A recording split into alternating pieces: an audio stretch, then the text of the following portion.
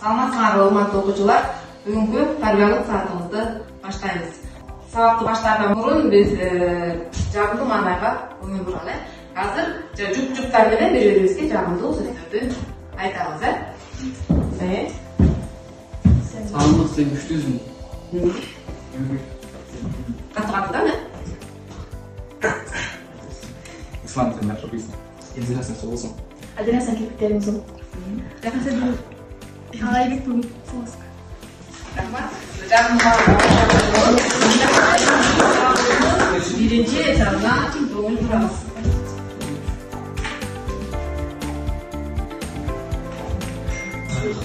Анда мектеп балдар сабагыбызды биз төмөндөгү сүрөттөр аркылуу табышмактарды табуу менен сабагыбызды баштайбыз. Ак халатчан чебермен, тиш оорусун жеңемин, оозумду ач текшерип, дарылоо жолун тандаймын. 12-4 сүрөттөн бирөөсүнүн жолун таап чыккыла.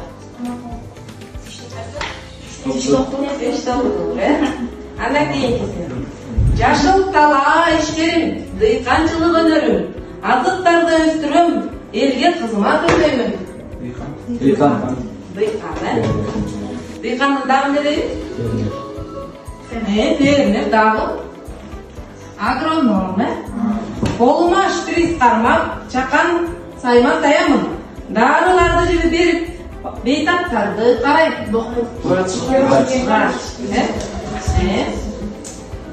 Сахна менин жерим, өнөрүм менин гүлдөйм. Кээде күлдүрүп, кээде ыйратам, ким менени билбейм. Айтсачы?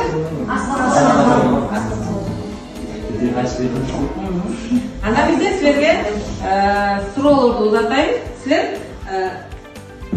кесип деген эмне деген суроону силер талкуулаңыз. Кесип деген эмне?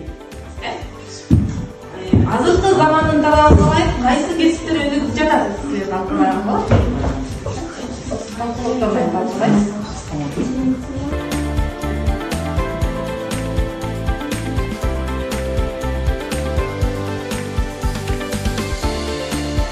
Тапшырмага даяр болдук, кана? Биринчи топтон баштайлы. Сиз кесип деген эмне деген? Биз боюнча кесип адамдын тажрыйбасына, билимине жараша келген биз кесип деп ойлойбуз. Бул жашында ар бир адам өзүнүн кесибин туура тандашы керек. Мен ошондой эле ошол менен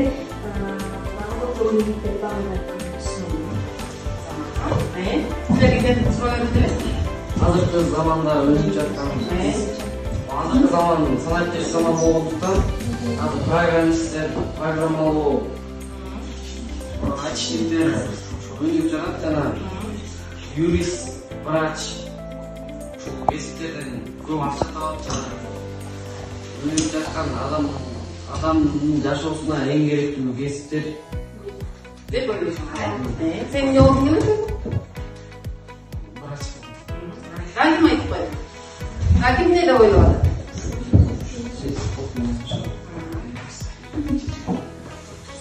Ар бириңердин оюңар баалуу азаматсыңар. Анда азыр эң ушул кесиптин ээси болуп ийгилик жараткан адамдардан кимди билесиңер? Футболист, дагы? Месси. Месси ал ким болгон? Юрий Гагарин. Дагы? Анда эмне балдар, бүгүнкү темабыз эмне экен? Эмне деп ойлонуп атасыңар? Кесип тууралуу болуп атат, Демек анда сабагыбыздын темасы эмне экен? Жетишкендик маарасы. Темасын билип алдык, эми бүгүнкү сабакта кайсы максаттарга ээ болобуз? Силер менен биргеликте коюп алалы. Кана, ким айтат? Элдира. Кесипти туура тандап, канча бийликке жетиш экенин үйрөнөбүз. Азамат, дагы? Азыркы кезде азыркы учурда кайсы кесип эң эле актуалдуу экенин билебиз. Азаматка биз кийинки тапшырмабызга өтөлү. Силерге тапшырма. Азыр кесип тандоодо эмнелерди эске алуу керек деген талкуу уюштурасыздар, өзүңөр талкуулаңдар. Силерде ийгиликтүү адистин сапаттары. Ийгиликтүү адистин сапаттары кандай болуш керек? Анан эмгек рыногунун талаптары жана келечектеги кесиптер. менимче. Талкуу жагынан. Андан соң спорт менен ашымышты ана туруусу керек.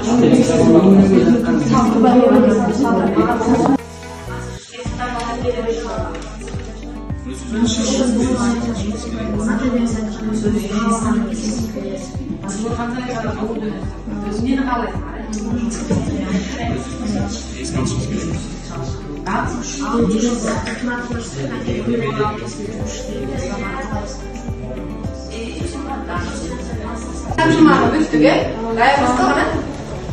Sizden başlayın. Биз эске алганда биринчиден эле өзүбүздүн шыбылышка жана көңүлүбүзгө карашыбыз керек. Эгер мисалы өзүбүз тандаган кесипке шыбылыш жок болсо, биз анда эч кандай ийгилик жарата албайбыз.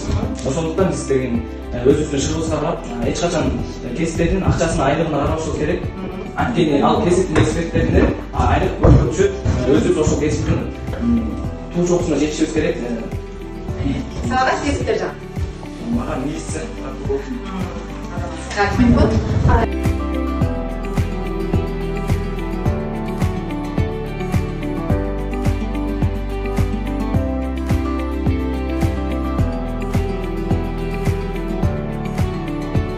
Ар бир ой, баалуу, ар бир кесип ардактуу, ар бир кесиптин өзүнүн түйшүгү бар. Маалымат алалы кесипти кантип тандоо керек? Кесип жөнүндө ойлонууну качан башташ керек? Силерге суроо айтып көрдүңүзбү?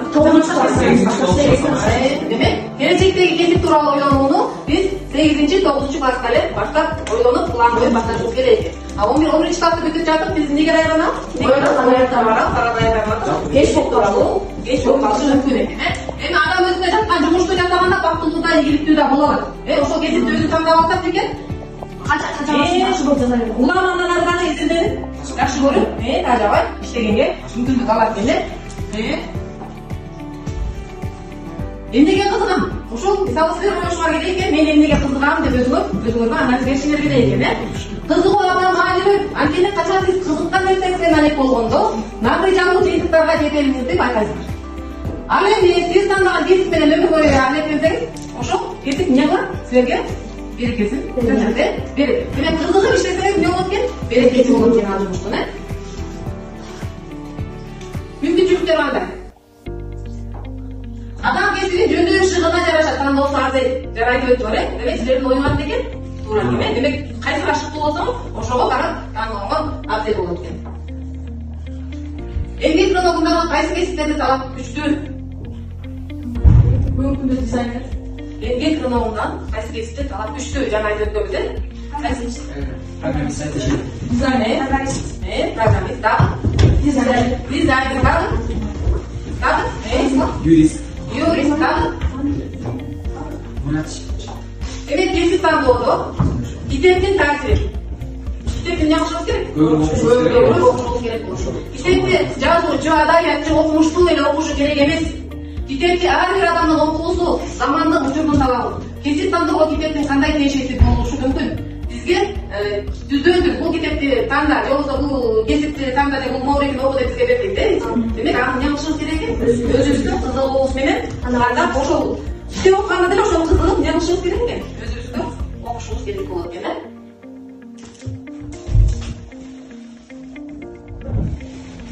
Кесип тандоодогу 5 нерсени эске алышыбыз керек.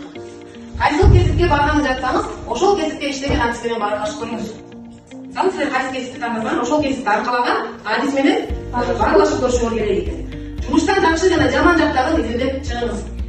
Келечекте бул кесип жоголуп кетпейби? Изилдеп көрүңүз дейт. Демек, келечеги жок кесип болуп калса дагы эмне болот? Ошол кесипти тандап алсаңыз, андан ары эгерде ал кесип жоюлуп кете турган болсо, балким Жумуш таза болот, улам азыр заман эмне болот?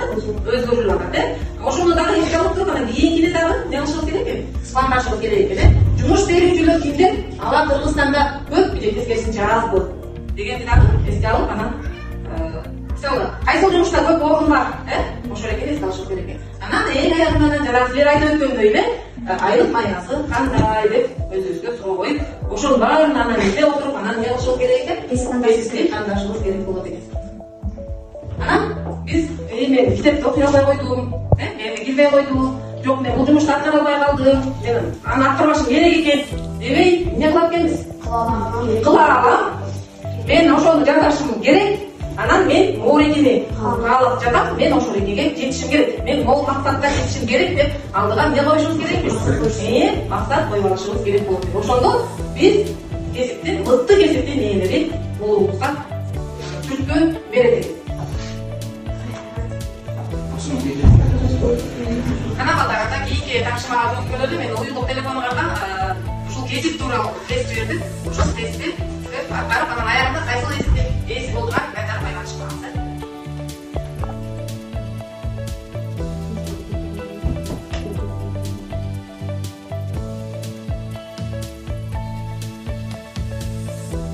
Маманын жыйынтыгын угалып, анан кийин кандай кесиптин ээси болот экендигин ким айтат? Менеджер, администратор, социолог, бухгалтер, диспетчер, техникалық артистер, технология, ыкчам құқық қорғау органының қызметкері. Сіз программист, оператор, дизайнер, технолог, экономист, методист, статист, жана дәрігер сүрөтчү болуңуз.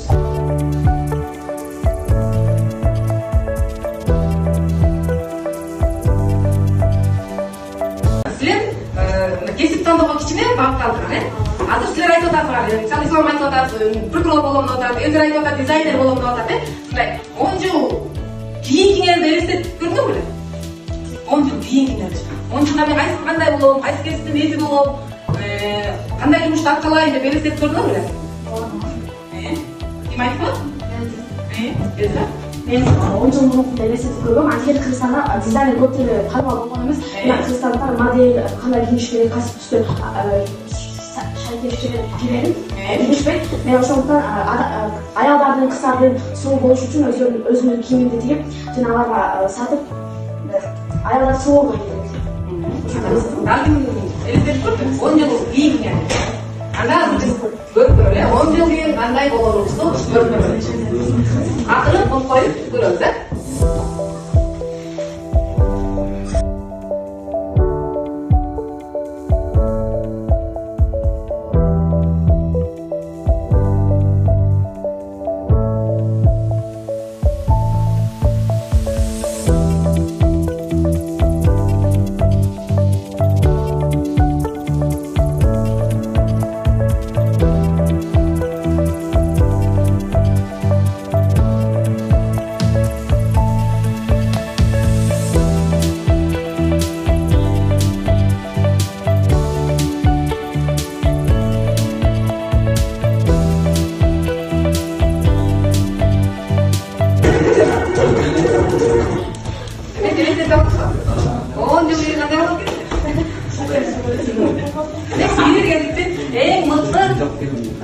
кесип ээлери болот десеңер. Азыр мен силерге эстелик катары мына ушул белектерди силерге тапшырам.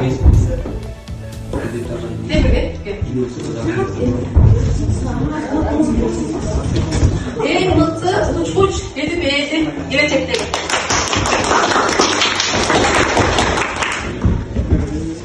Эң мыкты программист.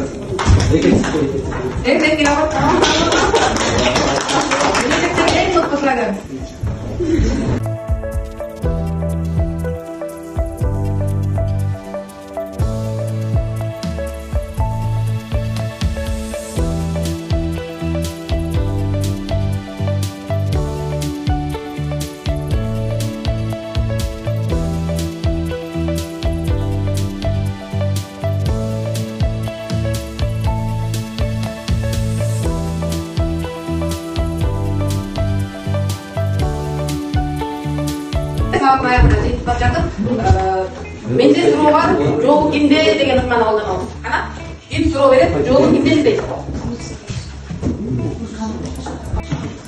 Менде суроо бар, жолу кимде? Кыргызстандагы эң биринчи жүрөк операция жасаган киши. Жолу менде. Иса Акымбаев. Дагы кимде суроо бар? Бүгүн тапшырма балдар. Мен 10 жылдан кийин кайда болом деген темада эссе жазып бересиңер. Саабызга жыйынтайлы биз бүгүнкү сабакта пландаган максатыбызга жеттик деп ойлойм. Силер өзүңөр кыялган кесиптин ээси болоруңарга терең ишенем. Мыкты кесиптин ээси болуп, мыкты артисттер болушуңарга тилектешпиз. Анда эмесе бүгүнкү сабагыбыз жетип калды. Саламатта